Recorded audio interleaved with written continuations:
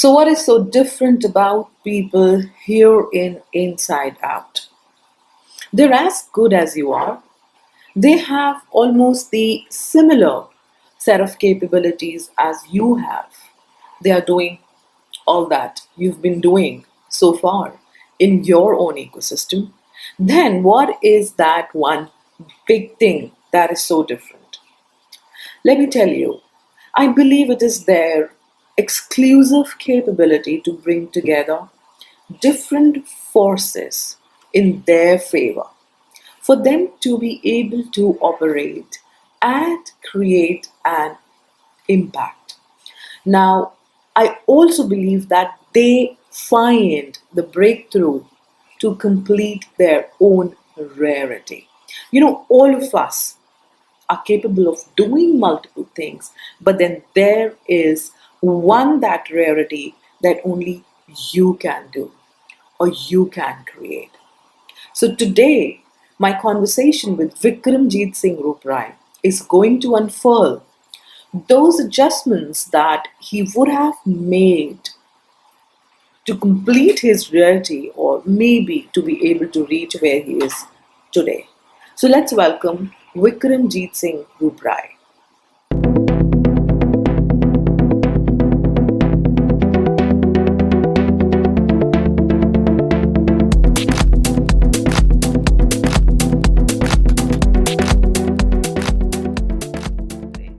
We spend years doing, experiencing, okay, ye nahi hua, okay, go next, do something else. This didn't work, come on, do next.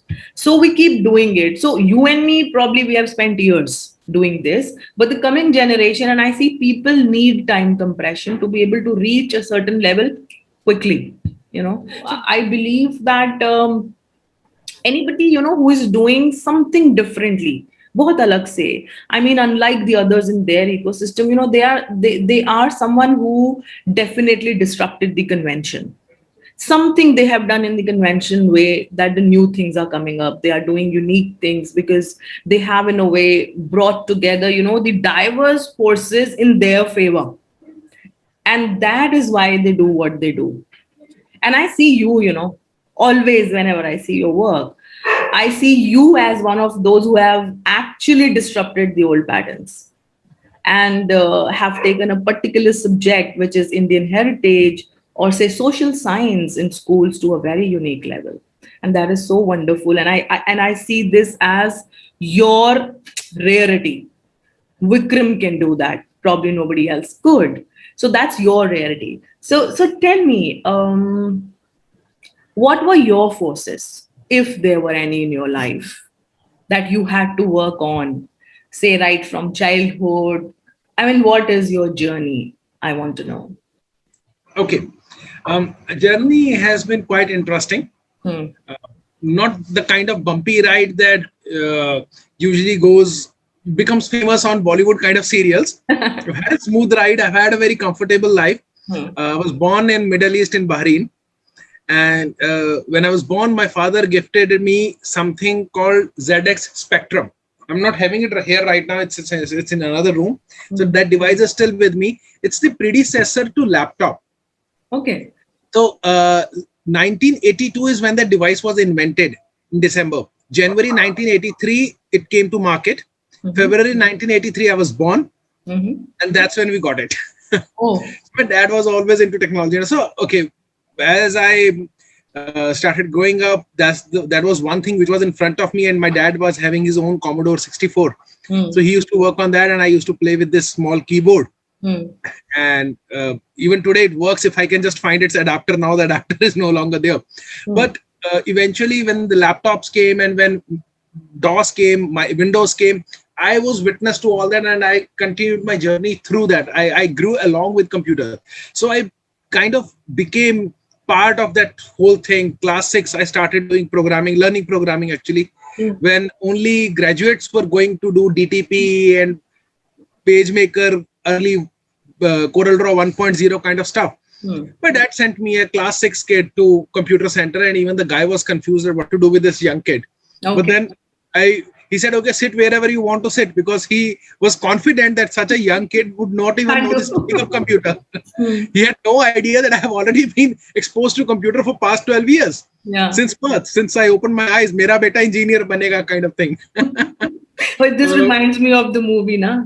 I actually had that kind of this thing, because this guy said you go sit in whichever class you want, and I sat in every class. So I learned COBOL, Fortran, Pascal. Jo sikha rahe the, I learned everything. Learned that. That's By the time I reached class 12, I was actually selling software professionally. I was making software and I was selling them.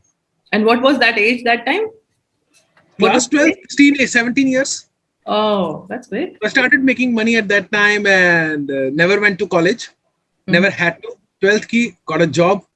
Because people had already recognized me. I started doing O-level, A-level, which was basic foundation of computers. And someone spotted me there, just picked me from there.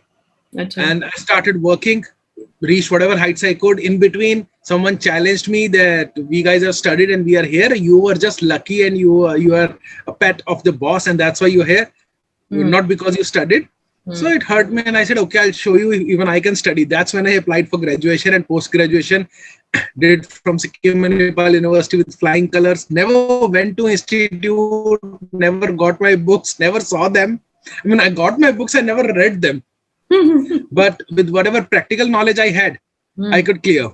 Wow. So yeah, it's some very good projects. For example, I was part of the team that launched Coke Studio season 1, season 2.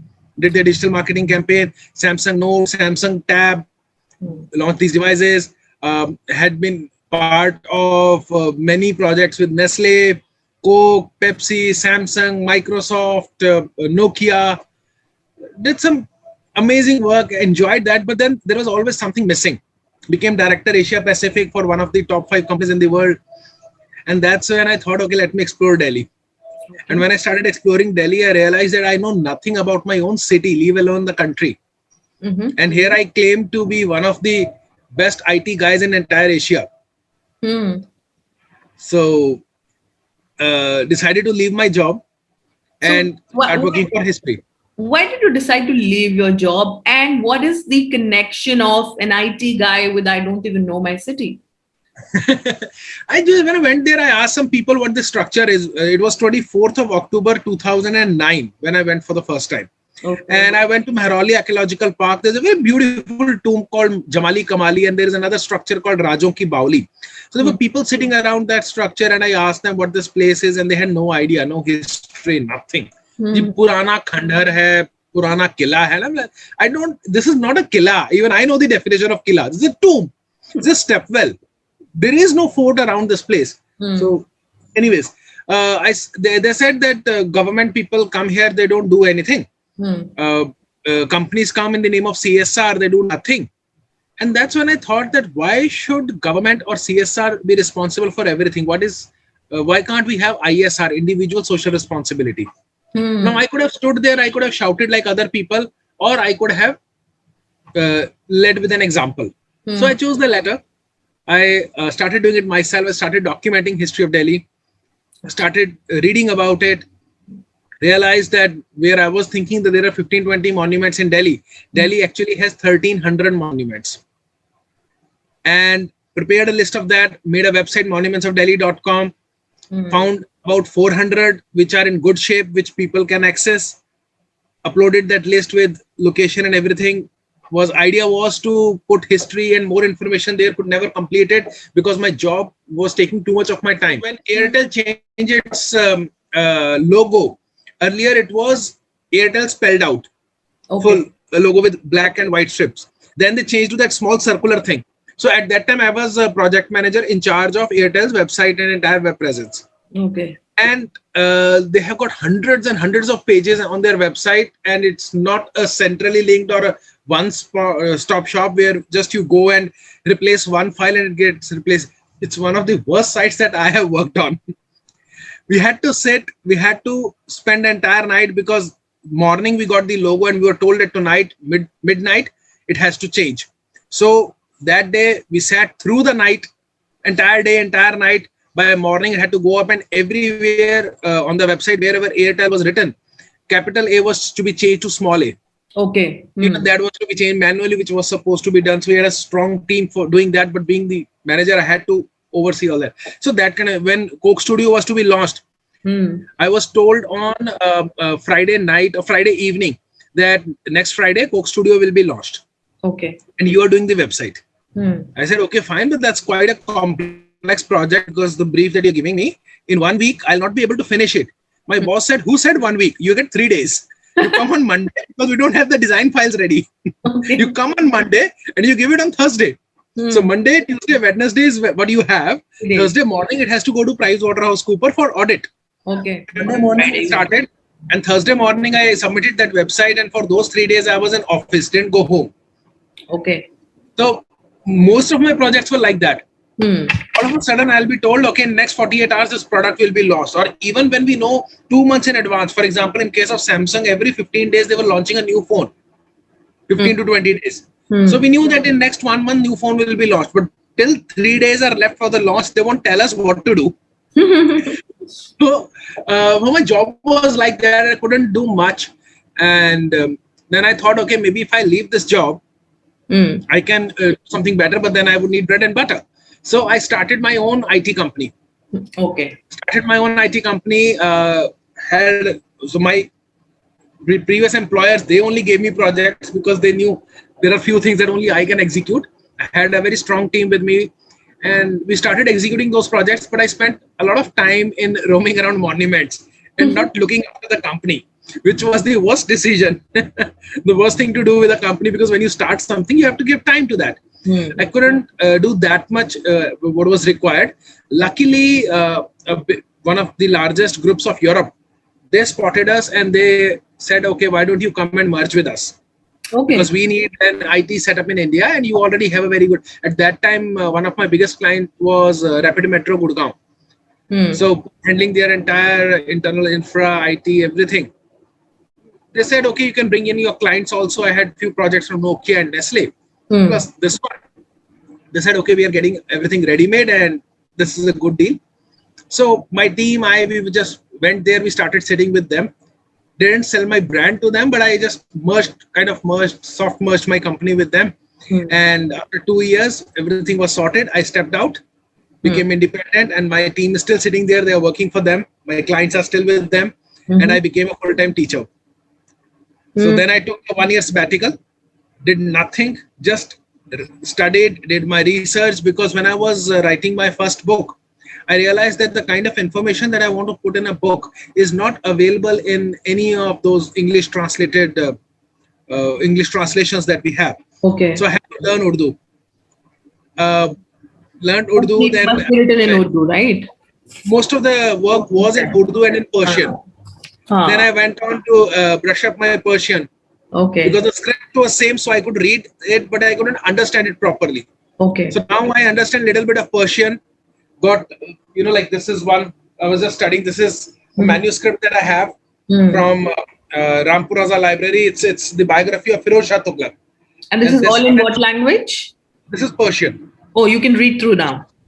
There is a portion in this which is in Urdu that they have translated. Otherwise, I have English and Urdu translation also. Okay. But at times, you also need to read the original verse, because there are often things that are lost in translation. Absolutely. More than history, I try to focus on historiography, which is we need to analyze the records and the documents where that story is mentioned. Stories are awesome, but where is that story mentioned? When you go and analyze that, things change completely at times. And why this happens when you go to the main origin and you analyze what difference that makes to you? Let me give you an example. Sure. When we say the Pandavas asked for 5 villages from Kauravas, the top 5 names that you get online are Panprast, Sonprast, Bagprast, Tilprast, Khandavprast. Khandavprast became Indraprast, which became Delhi. Panprast became Panipat, then Sonipat, Bagpat, Faridabad, and Delhi. So these are the 5 villages. Okay. These 5 names are not mentioned in any version of Mahabharata. Oh, yes. In fact, what is mentioned in Mahabharata, Lord Krishna went to Duryodhana and said, I ask you 4 villages. He had many options. The last option was, okay, just 4 villages and 5th one of your choice. These 5 names don't exist in any version. Then how come they became popular? We have no idea. Hmm. Another interesting thing, Prithviraj Raso by Chand Bardai, who Mhm. has written the biography of Prithviraj Chauhan, in which he writes that Muhammad Ghori arrested Prithviraj Chauhan, took him to Afghanistan, blinded him, and then Prithviraj Chauhan was told to shoot on a bell, and because Muhammad Ghori Blindfolded. wanted to not blindfold, he blinded him. Oh, He burst his literally eyes. blinded. Yes, Okay, he was. His eyes were pierced. I see. And then it was Chand Bardai goes to Afghanistan and tells Muhammad Ghori कि ये शब्द भेदी बाण चलाता है. He can Hmm. just listen to sound and he can shoot an arrow. So Hmm. he was tested with blind eyes. And when he started, Chand Bardai writes in his book that I was standing there and I said, चार बांस 24 गज अंगुल अष्ट प्रमाण ता ऊपर सुल्तान है मत चूको Chauhan. So he actually gave the direction of Muhammad Ghori to Prithviraj Chauhan, and instead of shooting an arrow at the bell, Prithviraj Chauhan shot an arrow at Muhammad Ghori, and Muhammad Ghori died. So And that was a clue. That was a clue given. exactly that was कि चार बांस 24 गज अंगुल अष्ट प्रमाण 8 उंगली का प्रमाण है ता ऊपर सुल्तान है मत चूको Chauhan. How Now that's beautiful. mentioned in Prithviraj Raso. And the book says immediately the moment Muhammad Ghori was shot with an arrow, I knew that now these soldiers will come and kill Prithviraj Chauhan in a very unmerciful way. So I went ahead and I killed Prithviraj Chauhan. Chand Bardai says that just to save him from humility, from humiliation. And he also writes that Prithviraj Chauhan knew that I will be arrested and I will be tortured. So Prithviraj Chauhan killed me. Imagine a writer writing, I'm killed. I'm dead. Now I'm writing. How can you, how do you even accept that text? Yes, yes. And then in the manuscript the oldest manuscript that we have from, which was written after 200 years of the death of Prithviraj Chauhan, that's the oldest version that we have, in which first part has a totally different language, second part has a totally different language, and even Prithviraj Chauhan is addressed with 3 different names. How can one writer all of a sudden writing and then he changes the name of the king?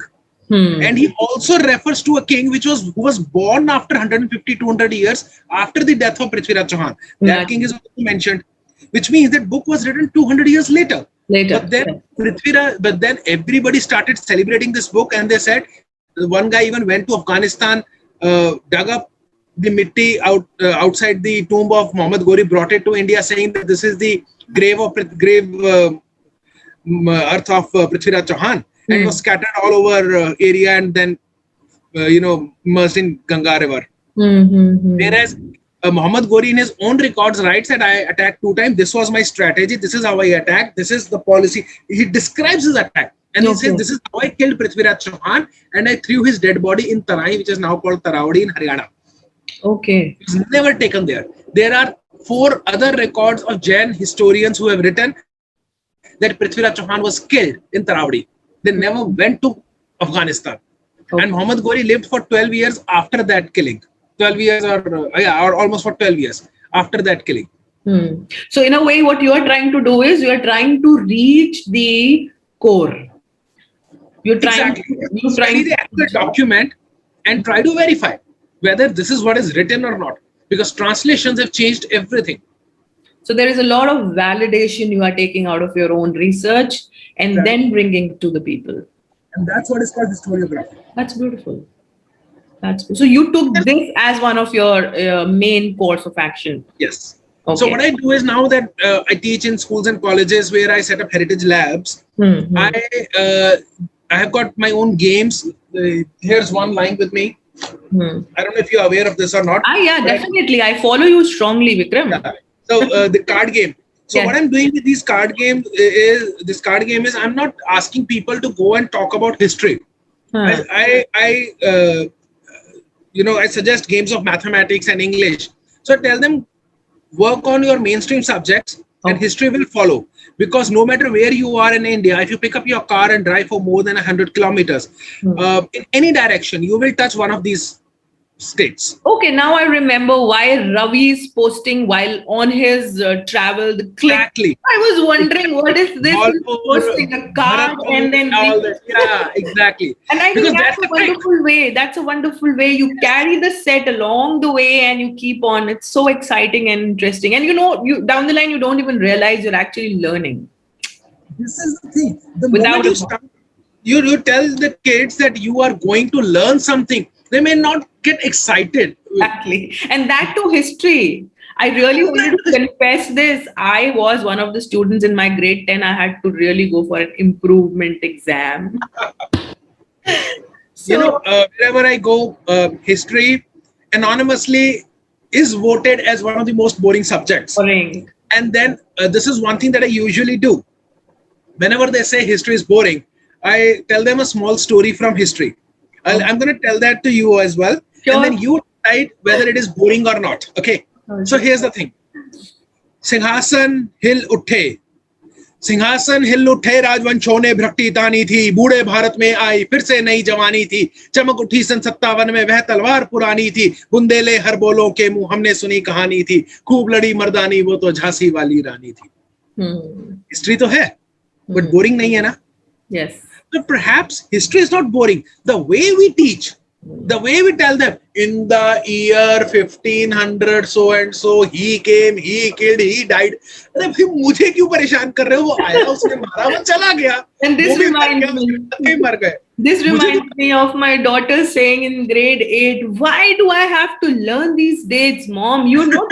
Are you using, you're working, you're doing work in kitchen, you're at home, you're at your office. Do you use these dates? And I was speechless that time. Yes, we don't use them. Why is such a conventional way we are teaching them? So I come into picture. Why dates? Why do you even have to remember dates? It is important to remember dates, but not the way we are trying to teach. Right. We are focused so much on statistics. Remember, year so and so, these many numbers, year so and so, these many numbers, plot a graph. And I also remember our teachers saying that if you write the correct dates, years, and names, you score better.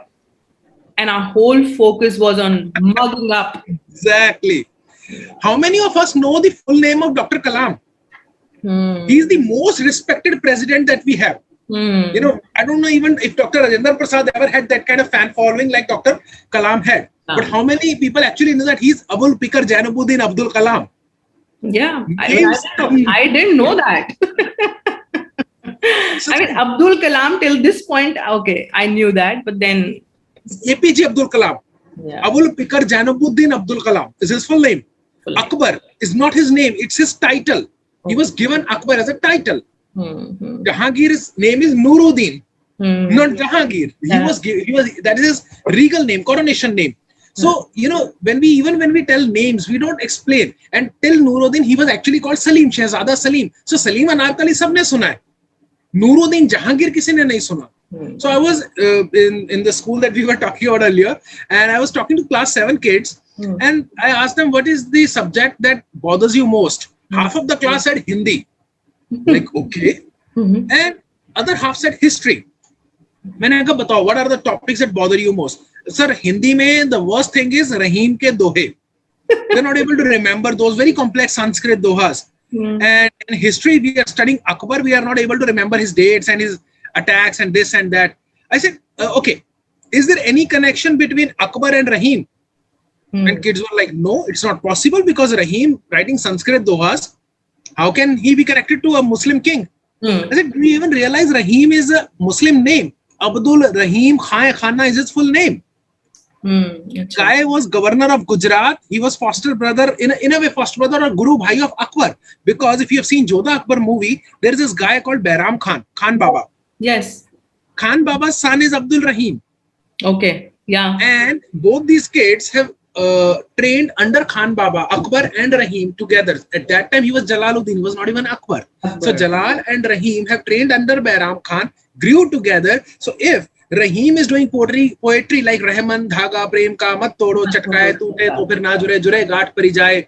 These kind of things if he's writing, and if Rahim is writing Krishna's Ustad, won't he have any effect on Akbar? Let's talk about that. I don't bother about the date. But I do bother about what was the impact of Rahim's poetry on Akbar.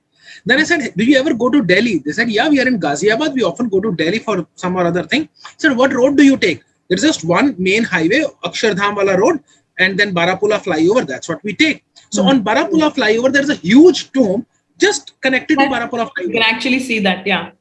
That's Rahim's tomb. The guy whose poetry we were talking about. I said, have you ever realized? Just go inside and just go inside. And although it's just a grave, that guy won't respond to you, but you can actually tell him that your poetry is bothering us. You stop your car one day, just talk to him. He's lying there. And actually, I've heard that I was traveling through a cab, and the cab driver did mention it to me that, ma'am, you should go and see that thing. Yes. That's a very beautiful one, and people don't even know about it. Yeah. Who even cares I to have go been there? here. I was auditor while, because of recently the monument has been opened now for public. It was under restoration. Amazing work done by AKTC, and I was their auditor for this work. Okay. So I have seen it. I've seen the crypt. I've gone inside the dome. It is beautiful. We only get to see one chamber, but overall, it's an amazing structure. You must visit. Yes, definitely. It's so beautiful listening to you. I mean, there half of the things I don't know. I mean, Now, let me tell you one more thing. Yeah. Right next to Rahim's tomb, we have Humayun's tomb. Yes. Now, Humayun's tomb was built roughly 500 years ago. And when AKTC was restoring Humayun's tomb, they found an underground water recharge pit. Okay. And this is when 500 years ago, Yamuna used to flow right next to this tomb. So when they had river right next to the tomb, they built 2 wells to fetch water, and they also created a well to recharge groundwater, because they knew that over a period of time, river will change its course. They might need water to irrigated. Yes. So there are terracotta pipes all across the lawn. It's a huge garden. It's one of the largest other than Taj Mahal that we have in India. So there are terracotta pipes leading to one single well where they are recharging ground. So South Asia's oldest water harvesting pit is in Humayun's tomb. Okay, that's wonderful. Now, when I'm there, I don't have to talk about who built it and when was it built. Let me talk about water. Let me talk about water harvesting. Let me talk about ecology.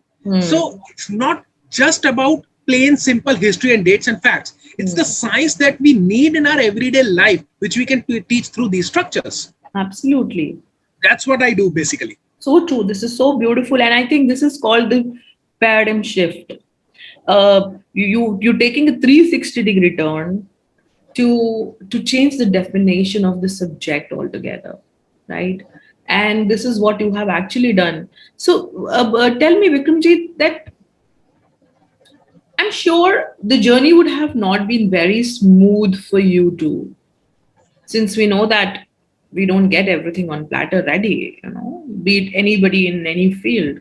So were there jerks in your journey? Were there people around you in your ecosystem you had to fight with sometimes, or your parents, your family, and everybody? You're leaving a particular fantastic job and getting into the passion. I'm sure there would have been noises in your ecosystem. So tell me something about that. Well, I still remember it was my sister's marriage, and halwais were busy preparing all the stuff, and our house was being decorated. And I just called my father in one room and I said, Papa, I don't want to do job, or I don't want to work anymore. My dad looked at me and my dad was like, कि मैं अभी तुम्हें और सामान लेने के लिए भेज रहा था, तुम मुझे बोल रहे हो मैं नौकरी छोड़ रहा हूं at this time when we need more money, because sister's marriage is a big thing in India. Yeah. But you know what my dad said?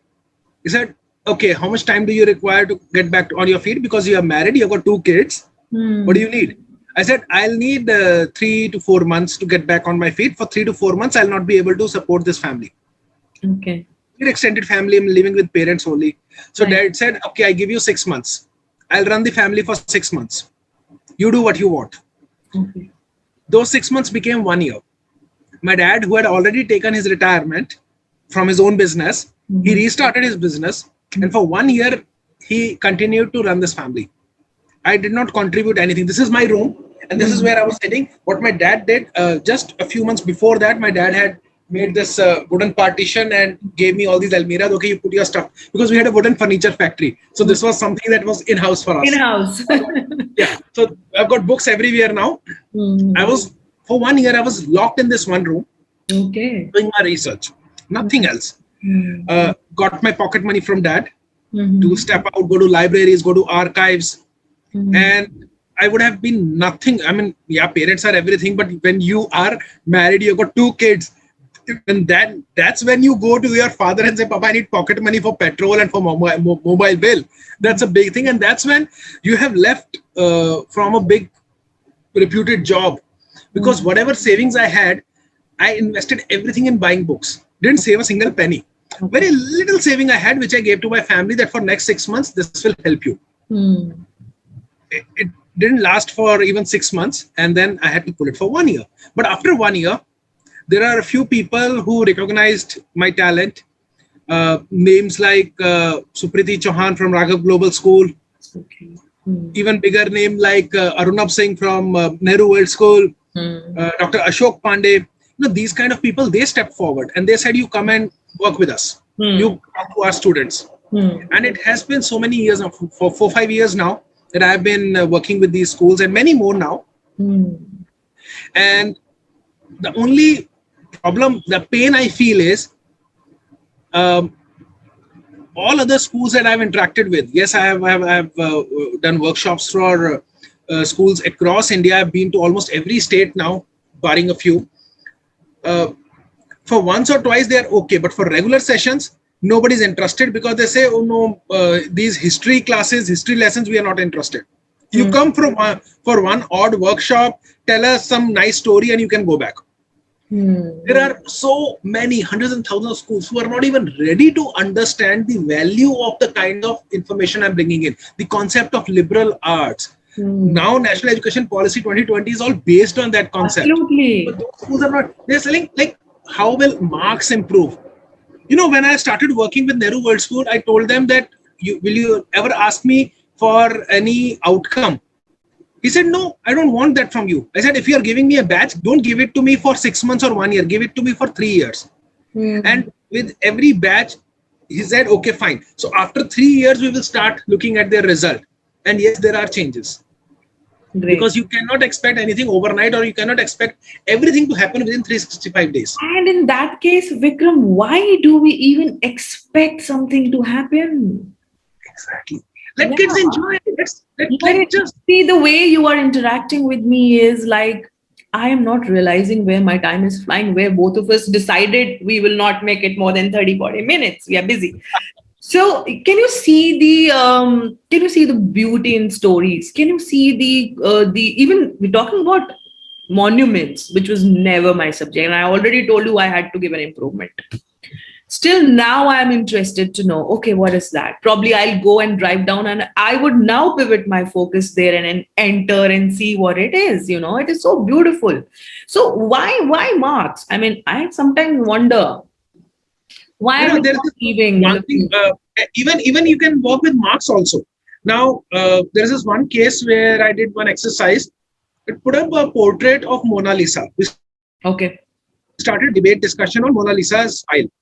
And after 10 minutes, we moved to Leonardo da Vinci. What kind of brush he was using, what animal hairs were used at that time to make that brush, what kind of paints were used, what would have been the chemical composition of that paint. So we're talking chemistry here. And then we pulled out a list of all the inventions done by Vinci. One of which happens to be a catapult, which is said to be theoretically having the best throughput because he used the elastic band in his catapult. Now, the moment I reach there, I can talk about, depending on the class, which grade I'm talking to, pulley, fulcrum, trajectory, kinetic energy, potential energy, elasticity. There is so much to talk about. So class 6 to class 10, the entire physics is hiding in Mona Lisa's smile. Yeah, and that is what I call it integration. Exactly. Sometimes people don't even realize what's happening and they get to learn, because when they actually sit in a physics class and they start learning that, they're like, oh, this we have studied, this is that. But then they are like, this is so easy because now it's not forced on them. Exactly. And you know what I also see, Vikramjit, what you are trying to do is you are trying to shift their perspective towards something. Yes. It is as simple as when you dived for a year, completely into a room researching. So what you have done is you have, that's what I was talking about in the beginning. You've took all the forces together in one direction in your favor. Like you were sitting, researching and completely on it, and you nail it. So if each one of us, even the students, schools and everybody, we believe in integration, I think a lady who cooks in the kitchen, if she's cooking with that zeal inside and she's focusing on every micro movements of hers and the materials around, I think there is a lot of learning. All the subjects are there in one kitchen, I believe. Did that. I've actually done that Yeah. through kitchen. You can pick up anything around it and you can learn from it. Yes, true. Absolutely. So this is what it is amazing to know from you, that how you are trying to bring shift, and it also, hurts me somewhere when the schools do not realize it. And then That's other the thing funny is, part. in India, teachers are probably the most underpaid community. And I won't talk about big private schools, because big private schools are right now not the kind of majority. There are private schools in majority in India, no doubt, but Handful. government schools are in a very horrible shape. And most of the private schools I see, teachers are suffering and they are not paid well. There are very few schools who actually understand the worth of knowledge. There are many in number, no doubt, but collectively, if you see the percentage, then probably that 80-20 thing comes into picture. We would have maybe 20% schools which are actually paying their staff well, because they know that if these people are in a good shape, they can pass on good knowledge. They're investing in their staff. But then tell me something, Vikramjit, is there any relationship between the amount of pay and the amount of passion that an educator has? Yes, actually, it is. I remember this incident from South India.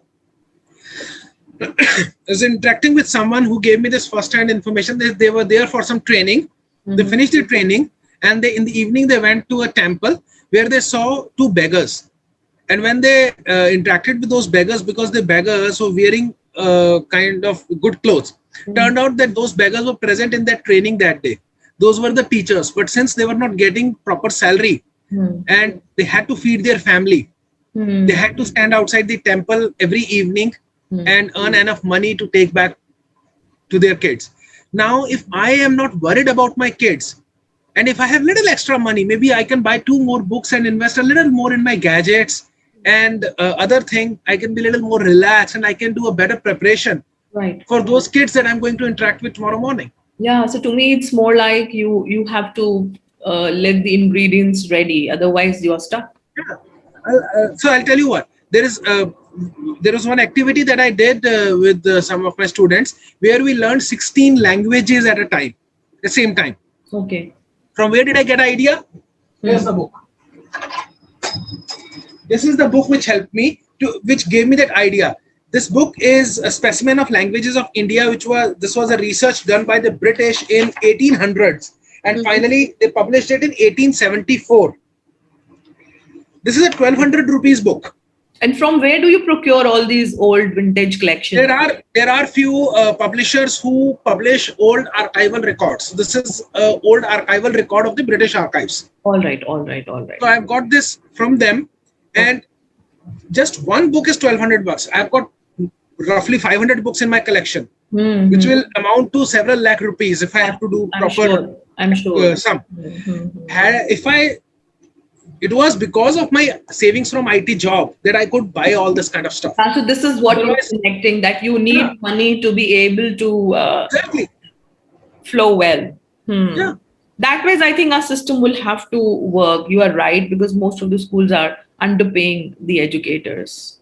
And as far as training goes, especially during the lockdown, there have been only 3 or 4 schools that I am aware of which interacted with. There have been trainings and all, but you know how they are doing trainings. Okay, you are my friend principal, you can talk to my students, or I am the principal, I'll talk to my own teachers. I'll train them. Fact is, teachers never listen to their principal. No, they don't. That's human neurology. Come on. I mean, if I will have a person who's been training me every day, probably I would like to have somebody new with new set of knowledge and everything. That's quite natural. And I think there the schools need to improvise a lot.